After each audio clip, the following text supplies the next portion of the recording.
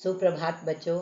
आज का हमारा पाठ है वचन, पाठ 8 व्याकरण दीपिका का। ये मैं आपके सामने कुछ तस्वीरें लेके आ रही हूँ। ये प्याला, ये दो मिला देने से प्याले। ये एक डिब्बा, ये दो मिला देने से दो डिब्बे, डिब्बे बोलते हैं। और ये एक शीशी या बोतल कह सकते हैं आप, और ये दो बोतलें। इसी तरह से ये एक कटोरा और ये दो कटोरे हो गए। तो मैं इसी चीज़ को वाक्य में बोलूँगी आपसे। यह एक प्याला है। मेरे शब्दों को ध्यान से सुनिएगा। यह एक प्याला है। ये दो प्याले हैं। ये वाक्य बहुवचन का है। दो प्याले मतलब ये वाक्य बहुवचन का है। और है लगाएंगे तो उसके ऊपर बिंदी आएगी। इस तरह से वाक्य जब बहुवचन का होता है तो उसमें है लग जाता है। इस तरह से यह एक डिब्बा है। ये दो डिब्बे हैं या दो डिब्बियां हैं, आप कह सकते हैं। समझ में आया बच्चों? है पर यहाँ भी बिंदी आएगी, अतः ये वाक्य भी बहुवचन का है। इसके बाद ये एक शीशी है या बोतल है। ये दो बोतलें हैं या दो शीशियां हैं। हाँ में यहाँ भी बिंदी आएगी जो वाक्य बहुवचन का बताता है। उसके बाद मैंने बोला यह एक कटोरा है। ये दो कटोरे हैं। इस तरह से ये वाक्य भी बहुवचन का हुआ। अतः शब्द के जिस रूप से हमें किसी वस्तु के एक से अधिक होने का पता चले उसे हम बहुवचन कहते हैं, और एक होने का पता चले उसे हम एक वचन कहते हैं। यानी जिस भी शब्द की संख्या से आपको पता चले कि संख्या एक है या एक से अधिक है, उसे हम वचन कहते हैं। वचन किसे कहते हैं? जिस शब्द से किसी भी वस्तु के संख्या का पता चले उसे वचन कहते हैं। और वचन कितने प्रकार के होते हैं? दो प्रकार के, एक वचन और बहुवचन। बहुवचन मतलब एक से ज्यादा वस्तु। इस तरह से बच्चों आज का जो हमारा पाठ है 8 व्याकरण, अपनी पुस्तक खोल लीजिए और देखिए। पहला तस्वीर क भाग का देखिएगा आप। क भाग का तस्वीर है, पेड़ पर तोता बैठा है। तो यहाँ एक तोता के बारे में बताया जा रहा है। पेड़ पर तोते बैठे हैं, यानी एक से ज़्यादा संख्या है तोते।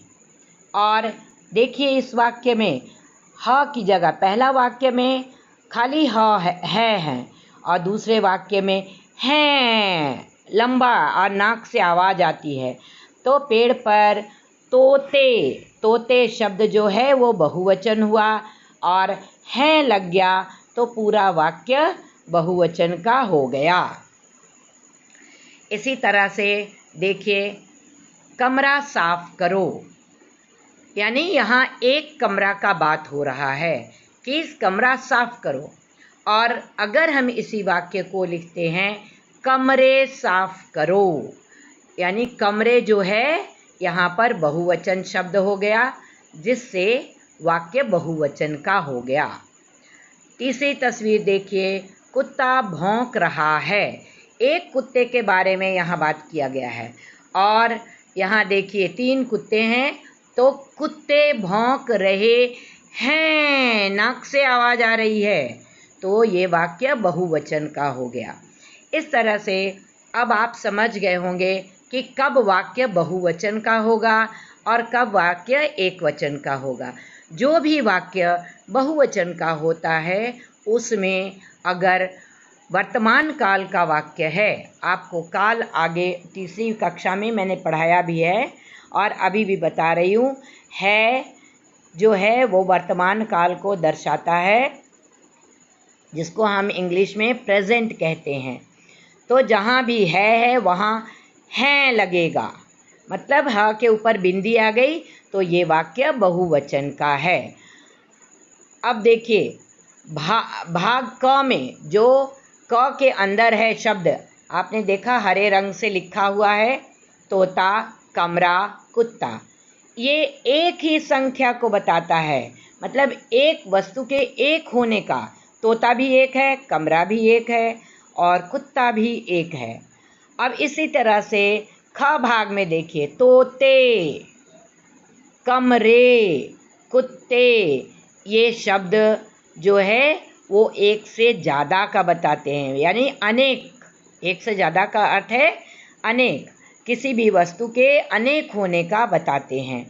इस तरह से वचन किसे कहते हैं? शब्द के जिस रूप से एक या अनेक संख्या का बोध हो।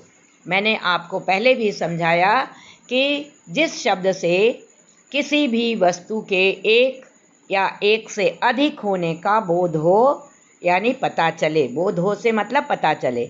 जब भी किसी वस्तु के एक या एक से अधिक अधिक होने का पता चले, उसे हम वचन कहते हैं। अब तक आपको समझ में आ गया होगा कि वचन किसे कहते हैं। मैं दोबारा बता रही हूँ, शब्द के जिस रूप से या अनेक संख्या के, एक या अनेक संख्या का होने का बोध हो, बोध से मतलब पता लगे, उसे हम वचन कहते हैं। समझ में आई आपको? अब देखिए, वचन दो प्रकार के होते हैं बच्चों, एक वचन और बहुवचन। एक वचन का अर्थ होता है कोई भी एक वस्तु, और बहुवचन का अर्थ होता है एक से ज़्यादा, बहुत ज़्यादा, यानी अनेक। तो देखिए यहाँ कुछ चित्र दिया हुआ है। बालक पाठशाला गया, कबूतर उड़ गया, गिलास में दूध है। यहाँ बालक एक ही है, कबूतर एक ही है, गिलास एक ही है। तो ये वाक्य किसका हुआ? एक वचन का। समझ में आई मेरी बात? और बालक शब्द से एक बालक का, देखिए यहाँ विस्तार पूर्वक बताया गया है, मैंने जो चीज़ आपको समझाई अभी। बालक शब्द से एक बालक का, कबूतर शब्द से एक कबूतर तथा गिलास शब्द से एक गिलास का बोध होता है। बोध होता का अर्थ होता है कि पता लगता है। जो ऊपर ये चित्र दिए गए हैं, बालक, कबूतर और गिलास, इनसे एक ही वस्तु का पता चलता है। इस तरह से ये वाक्य जो है यह एक वचन का हुआ। तो हमें कैसे पता लगेगा कि ये वाक्य एक वचन का है? शब्द के जिस रूप से व्यक्ति या वस्तु या स्थान का बोध हो, शब्द के जिस रूप से एक व्यक्ति, एक स्थान, एक वस्तु, एक व्यक्ति या एक स्थान का बोध हो, उसे हम एक वचन कहते हैं।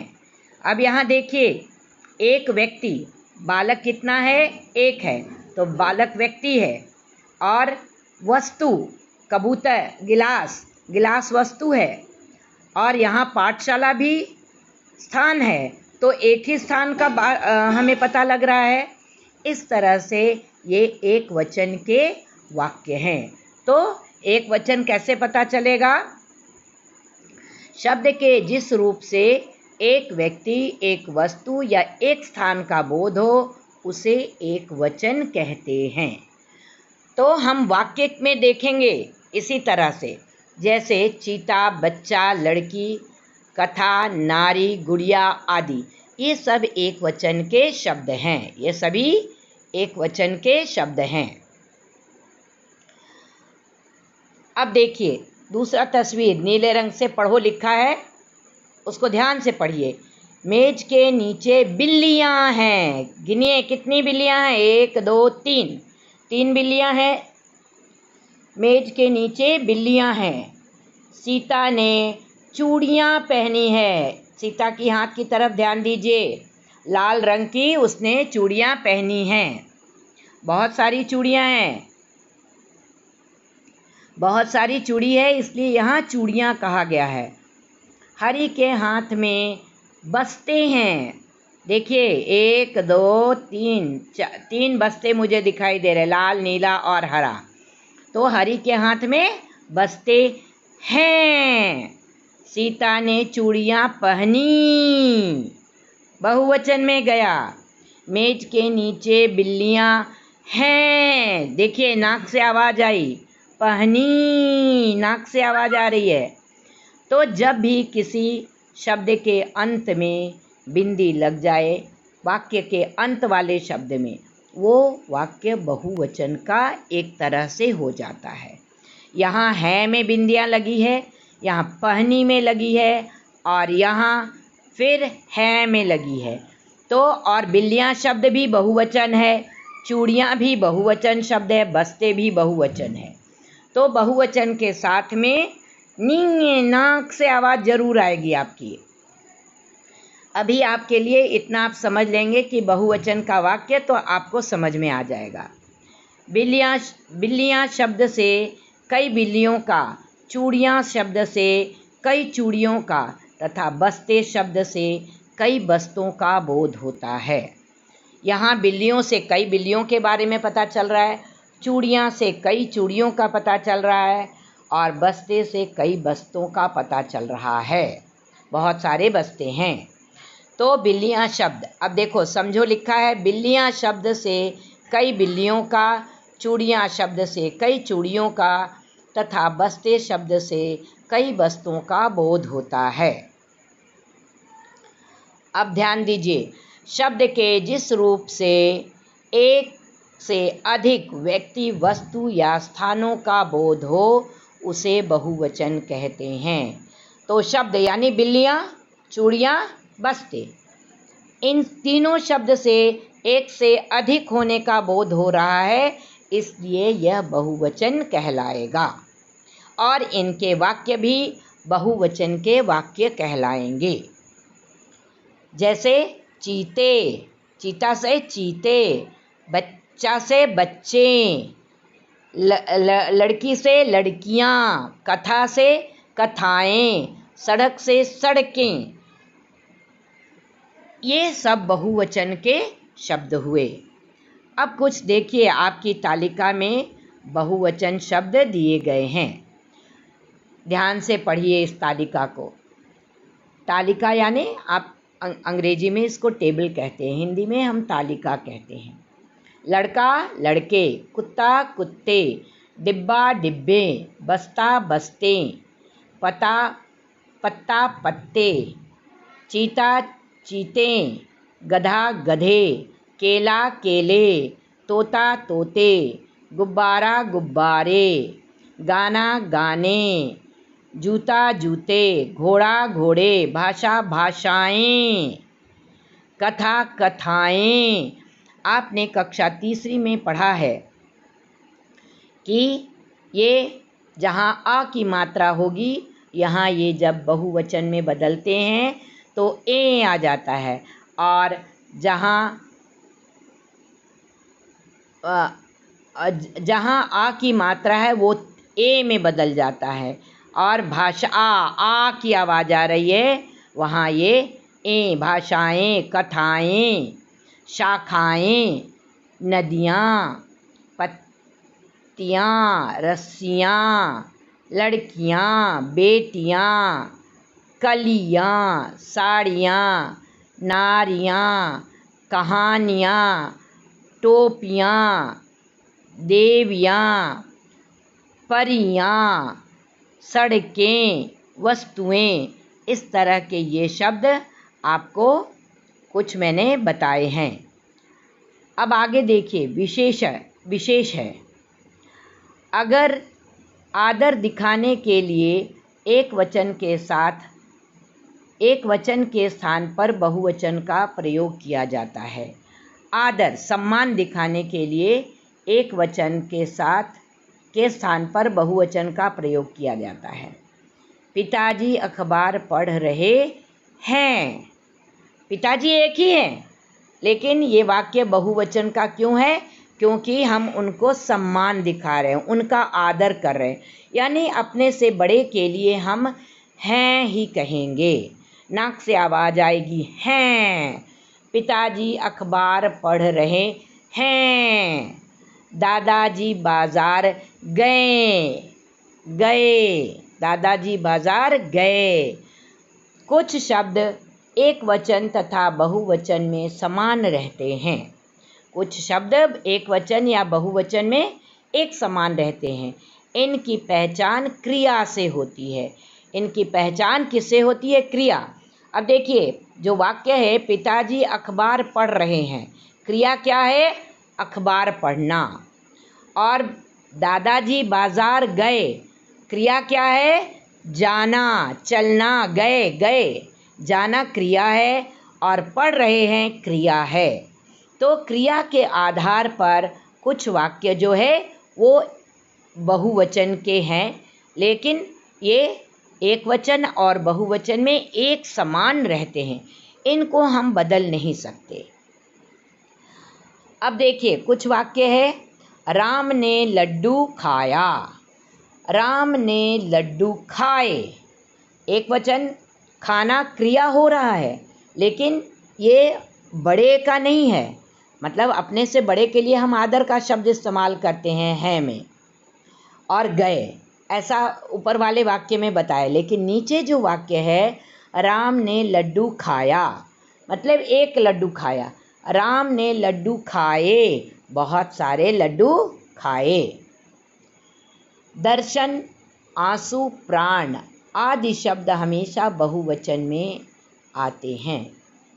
दर्शन, हम मंदिर में दर्शन करने गए। ठीक है, ये बहुवचन का वाक्य है। मैंने वाक्य बनाया, हम मंदिर में दर्शन करने गए। ठीक है, ये बहुवचन का, क्यों? दर्शन शब्द जो है वो बहुवचन का शब्द है। इसमें हम बहुवचन का वाक्य ही बनाया है मैंने। दर्शन करने गए। आँखों से आंसू निकल रहे हैं। एक आँख से आंसू नहीं निकल रहा है, आँखों से आंसू निकल रहे हैं। दोनों आँखों से निकल रहा है, लेकिन आंसुओं नहीं लिखेंगे। आँखों से आंसू निकल रहे हैं। प्राण, सैनिकों ने देश की रक्षा के लिए प्राण त्याग दिए। तो इस तरह से हम देखेंगे कि ऐसे शब्द, और भी बहुत सारे शब्द होंगे, लेकिन ऐसे शब्द हमेशा बहुवचन में आते हैं। ये देखिए, आपके चित्र में भी बनाया हुआ है कुछ वाक्य, वो मैंने अपने वाक्य बना के आपको सुनाए। शेर को देखकर मेरे प्राण सूख गए। काजल की आंखों में आंसू निकल आए। ये वाक्य है, मैंने अपनी तरफ से आपको बना के बताया था कि हम दर्शन करने मंदिर में गए, मतलब गए हम। बहुत सारे लोग हैं, हम के साथ में बहुत सारे, हम मतलब काफ़ी लोग मिलके, लेकिन यहाँ प्राण का वाक्य बना के दिया है। शेर को देखकर मेरे प्राण सूख गए। काजल की आंखों में आंसू निकल आए। इस तरह के ये वाक्य हैं जिनसे हम बहुवचन, इन शब्दों के बहुवचन का ही पता लगता है।